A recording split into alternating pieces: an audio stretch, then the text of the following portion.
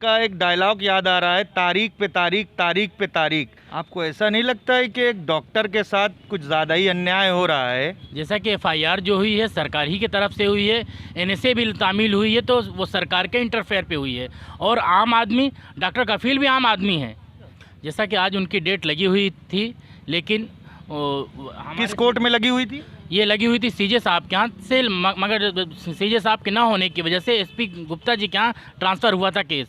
मगर उस ट्रांसफ़र के बाद भी फिर उसके बाद ट्रांसफ़र वो उस पर सुनवाई नहीं किए और अगली डेट 27 तारीख लगा दिए हैं। डॉक्टर कफील ने यही कहा था, जब एनआरसी सीए का विरोध चल रहा था उसमें, उस जुलूस में वो गए हुए थे। उन्होंने कहा कि हिंदुस्तान में हम 1-2 लाख नहीं हैं जिनको एनआरसी सीए के तहत बाहर करने की बात कही जा रही है।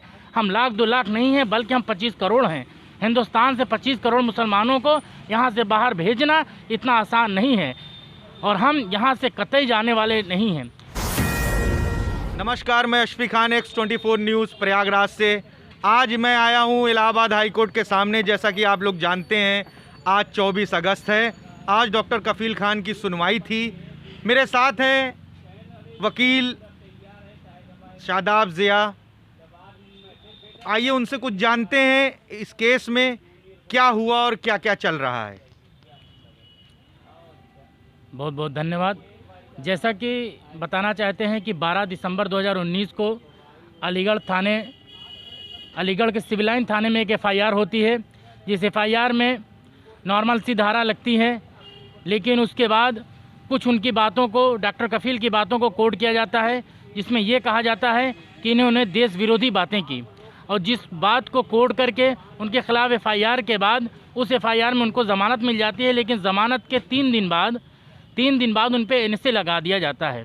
उसमें सिर्फ डॉक्टर कफील ने यही कहा था, जब एनआरसी सीए का विरोध चल रहा था उसमें, उस जुलूस में वो गए हुए थे। उन्होंने कहा कि हिंदुस्तान में हम 1-2 लाख नहीं हैं जिनको एनआरसी सीए के तहत बाहर करने की बात कही जा रही है। हम 1-2 लाख नहीं हैं, बल्कि हम 25 करोड़ हैं। हिंदुस्तान से 25 करोड़ मुसलमानों को यहाँ से बाहर भेजना इतना आसान नहीं है और हम यहाँ से कतई जाने वाले नहीं हैं। इसी बात को देश विरोधी वो करार करके उन पर एनएसए तामील की गई। और जैसा कि ये 13 जून को यहाँ पे इलाहाबाद हाई कोर्ट में उनकी मां के नाम से एक हैबियस कॉर्पस दाखिल किया गया था, लेकिन उसमें कई बार काउंटर रिजॉइंडर और तरह के एप्लीकेशन लगाए गए, लेकिन फिर भी अभी तक उनकी ज़मानत कुछ कंफर्म नहीं हुई है कि हैबियस कॉर्पस अलाउ हुई है या नहीं हुई है। आपको ऐसा नहीं लगता है कि एक डॉक्टर के साथ कुछ ज़्यादा ही अन्याय हो रहा है? 15 तारीख को भी ये हुआ था कि बेल हो जाएगी, फिर आज की डेट में भी ये हुआ था बेल हो जाएगी। ऐसे तो मुझे का एक डायलॉग याद आ रहा है, तारीख पे तारीख, तारीख पे तारीख।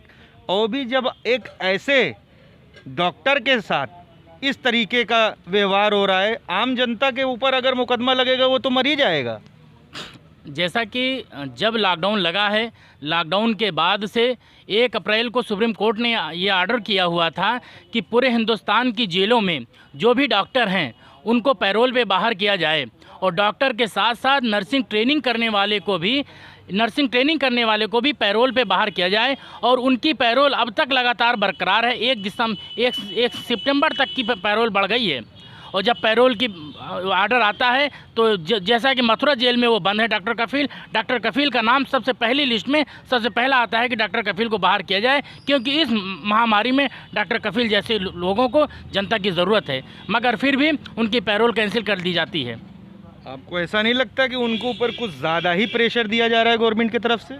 अब जब सुप्रीम कोर्ट के आदेश को नहीं मानती गवर्नमेंट, हाँ, जैसा कि इस महामारी में ऐसे डॉक्टरों की ज़रूरत है। डॉक्टरों की कमी हिंदुस्तान में बहुत ही ज़्यादा है। अगर देखा जाए तो 50 से ज़्यादा देश ऐसे होंगे कि डॉक्टरों की कमी उनके यहाँ नहीं है, लेकिन हमारे यहाँ महामारी में डॉक्टरों की निहायत कमी है। लेकिन पैरोल अलाउ होने के बाद भी गवर्नमेंट ने डायरेक्ट इंटरफेयर करके उनकी पैरोल कैंसिल की।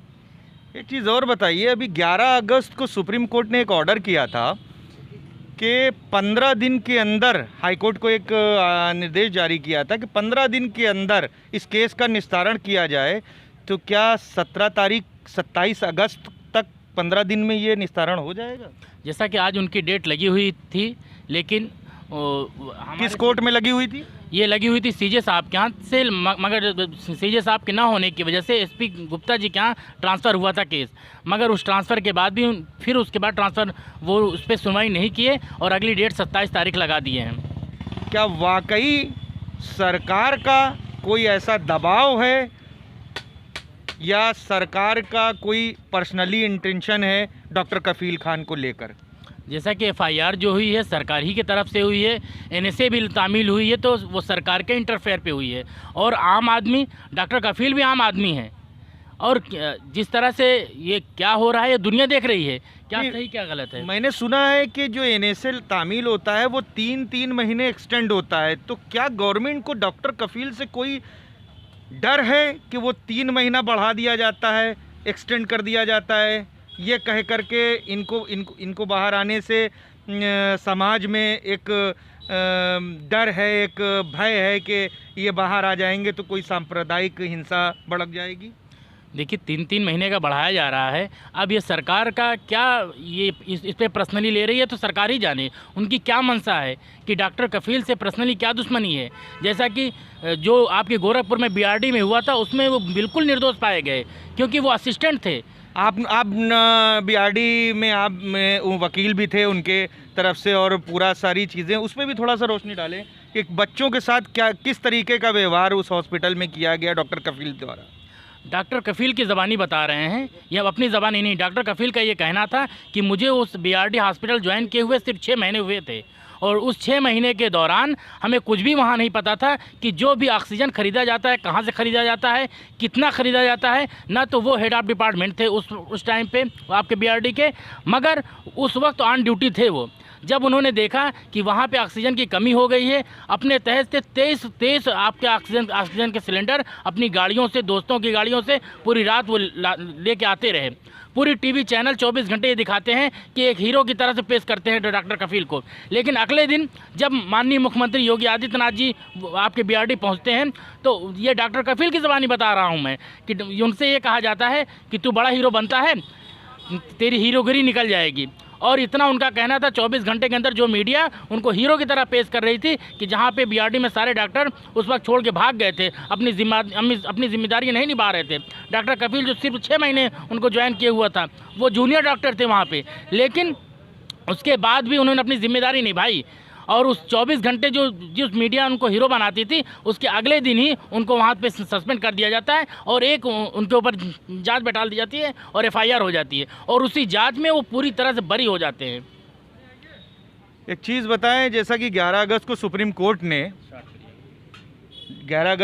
कोर्ट ने ये आदेश जारी किया था कि 15 दिन के अंदर हाई कोर्ट इस केस का निस्तारण करे, तो क्या सुप्रीम कोर्ट की ये अवहेलना नहीं है? नहीं, सुप्रीम कोर्ट की अवहेलना कतई नहीं है। कुछ मजबूरियां होती हैं। आज सीजे साहब की कोर्ट नहीं थी जिसकी वजह से डेट लगी है और अगली तारीख 27 तारीख को हमें पूरी उम्मीद है कि 27 तारीख को जो भी रिज़ल्ट होगा इंशाअल्लाह उसमें फाइनल सुनवाई होगी। तो जैसा कि आपने सुना, एडवोकेट ज़िया अहमद शादाब जो कि बीआरडी केस में भी थे और इस केस से रिलेटेड भी अपनी सारी एक्टिविटी कोर्ट में रखते थे, और बड़े अफसोस के साथ कहना पड़ रहा है कि एक डॉक्टर के साथ इस तरीके का अन्याय जो हो रहा है, सरकार उनको अपनी पर्सनल इंटेंशन पे रख रही है। ये इस कोविड महामारी में हम सरकार से यही उम्मीद करते हैं कि सरकार उसको इस महामारी में एक डॉक्टर को, एक ऐसे डॉक्टर को जो अपनी जी जान से हर वक्त खड़ा रहता है। कैमरामैन आकाश राय के साथ अशफी खान, X24 न्यूज़, प्रयागराज।